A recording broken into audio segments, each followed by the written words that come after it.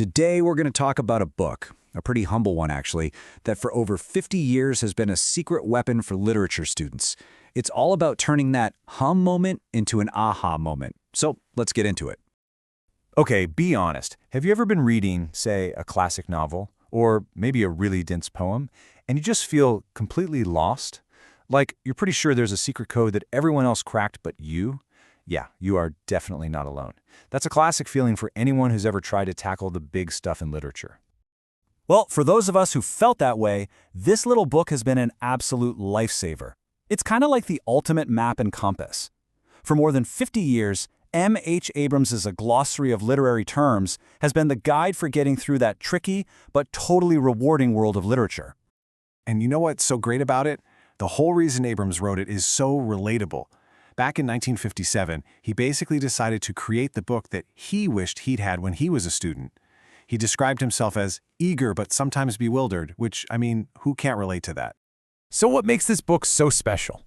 It's a glossary, right? Just a bunch of definitions. No way! It's not just what it explains, it's how it does it. This thing is so much more than a dictionary. See, Abrams knew that a boring list of terms would just put you to sleep, so he did something brilliant. He wrote every single entry as its own little elegant essay. The idea was to make learning this stuff not just useful, but, actually enjoyable. All right, let's take a look at how this works. Take a big, kind of academic-sounding word like allegory. The book defines it as a story where everything, the characters, the events, also stands for something else, a sort of second layer of meaning. Okay, that's a little abstract, right? But here's where the glossary really shines. It doesn't just leave you with that definition.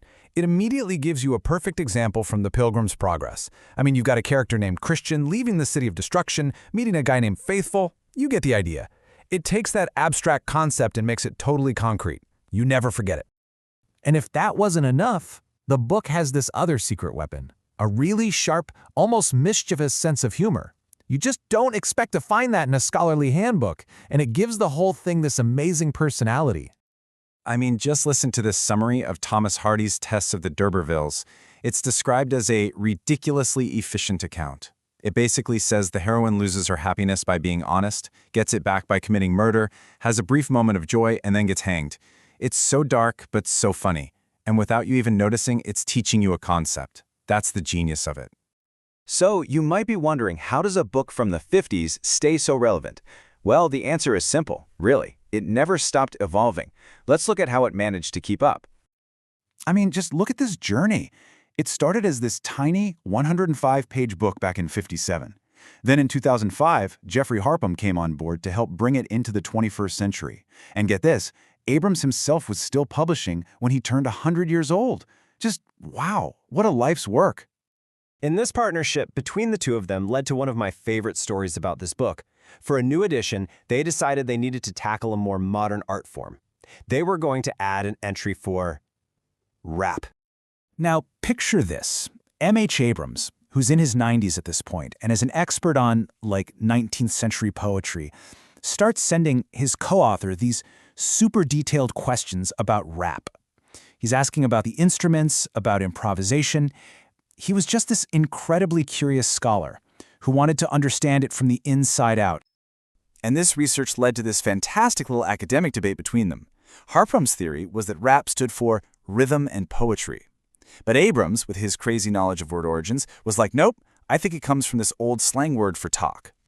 So you end up with this amazing picture in your head, two scholars, their combined age is well over 150, basically having a battle rap about the definition of rap. It's just perfect. It says everything about their passion and how much they cared about getting things right. Okay, so this is all really interesting, but why does it actually matter? Who cares what an illusion is? Well, it matters because knowing this stuff unlocks a whole new level of meaning in the things you read. Let's take illusion. All it is a passing reference, like an inside joke or a nod to another book or historical event.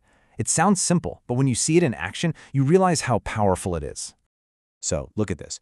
On one side, you have Shakespeare describing Cleopatra's barge. It burned on the water.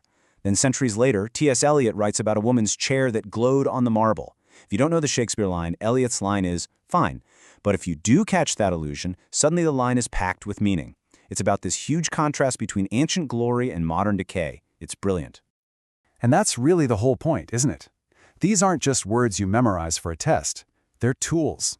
They're like special glasses that let you see all the clever, hidden layers that authors pack into their work.